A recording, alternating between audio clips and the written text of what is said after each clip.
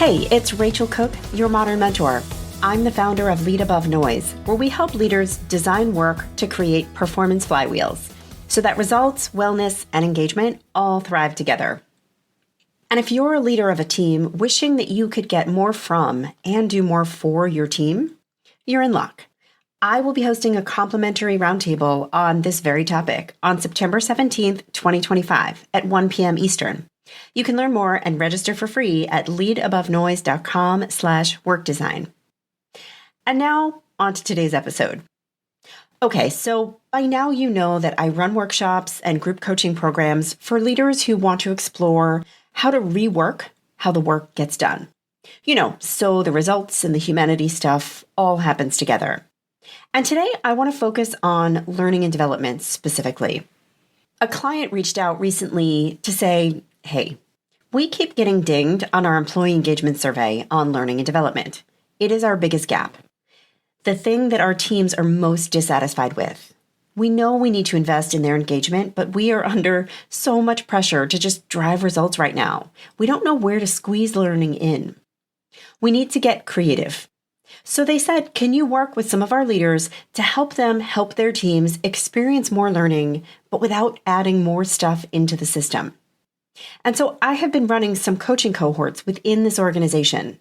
And together with their teammates and leadership, we have chatted a ton about what really qualifies as learning. We have expanded the definition of learning, and we've explored ways to build it into rather than bolt it onto their work. And today, I would love to share 5 of my favorite strategies that I have watched this organization's leaders literally discover, implement, and expand upon, all within the 3-month window of our coaching program together. So here we go. The first one is bring a challenge to a naive expert. One leader in the program noticed that his team was kind of running on autopilot. They were recycling old playbooks, while their competition and even some of their internal teams had some really cool things cooking. So this leader challenged his team members to explore, to gain some fresh perspective. And specifically, we focused on the naive expert. These are people inside of your organization who speak your language, but whose work and areas of focus are a little different. In this case, each of his team members asked such an expert, hey, if you were me, how would you be showcasing this product so that customers better connected with it? And the answers they got weren't earth-shattering, but they did start to shift the team's collective thinking. A finance partner suggested a bundling model the team had never considered. A colleague in HR reframed the customer pain point in terms of unmet needs rather than product features. Sometimes the best learning doesn't come from experts, but from perspective shifters. So give a naive expert a try.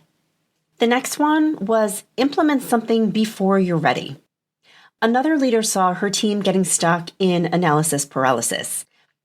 Polishing to such a degree of perfection that the thing would never actually see the light of day. So she challenged her team to launch a campaign before they were ready. Now, to be clear, this was done carefully. It wasn't sloppy. But a small pilot group of recipients who knew in advance they were going to be seeing a prototype and had offered to give feedback before the full launch. And the prototype was good, it just wasn't perfect. And so they did it. And the team missed a few details, but the feedback was clear and constructive. And ultimately, it got the team to full launch faster than if they had done more and more analysis over more and more time. Sometimes the best learning actually comes from your customers. The insights may fuel you faster than any development program or polishing could have. Next up, learn from peers outside your walls.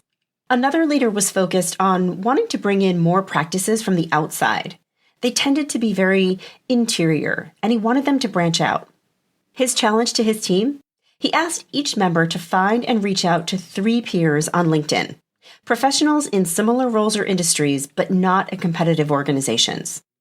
And the assignment was to ask each of them how they tackled a problem that this team had been facing. And it turned out to be a really successful experiment.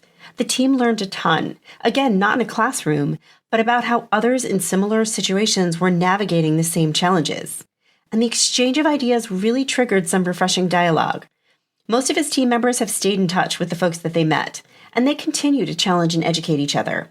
Learning through real-time dialogue and idea exchanges can fuel some amazing creativity. Next, pair up with a peer coach. Someone else in one of the cohorts wanted to see her team supporting each other more proactively. So she put team members into pairs or groups of 3 and asked them to use each other as peer coaches. The goal was for each person not to tell or teach the other, but to push and challenge them and hold them accountable to trying new things and finding new ways. They set aside 45 minutes twice a month. Sometimes they brought in live challenges, other times they reflected on past decisions. But what surprised them most was how often a simple, "Why are you approaching it that way?" could force them to step back and see their own blind spots. Sometimes the richest learning is reflective. It's not about discovering new things, but being challenged to reinvent or rethink old ones.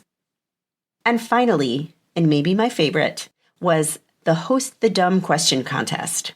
In this cohort, we actually chatted about an old Grey's Anatomy episode. Because yes, guilty pleasures. It was one where 2 super experienced surgeons are operating together, and they realize the patient needs an appendectomy, or as they call it, an appy. Now this procedure is so basic, they always save it for their first years. And they suddenly realize in the moment that neither of them actually remembers how to do it. And it was mortifying.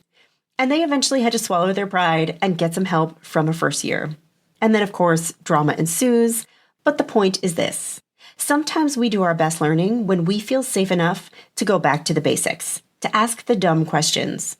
And you may not believe how common it is for someone to realize they have made a wrong assumption along the way, and then they've made a million imperfect decisions based on that flawed assumption. Also, it was super fun and connective, something totally worth a try. So what do all these strategies have in common? They're simple. No budget, no permission, no change plan required. They're specific and relevant to the teams who chose them.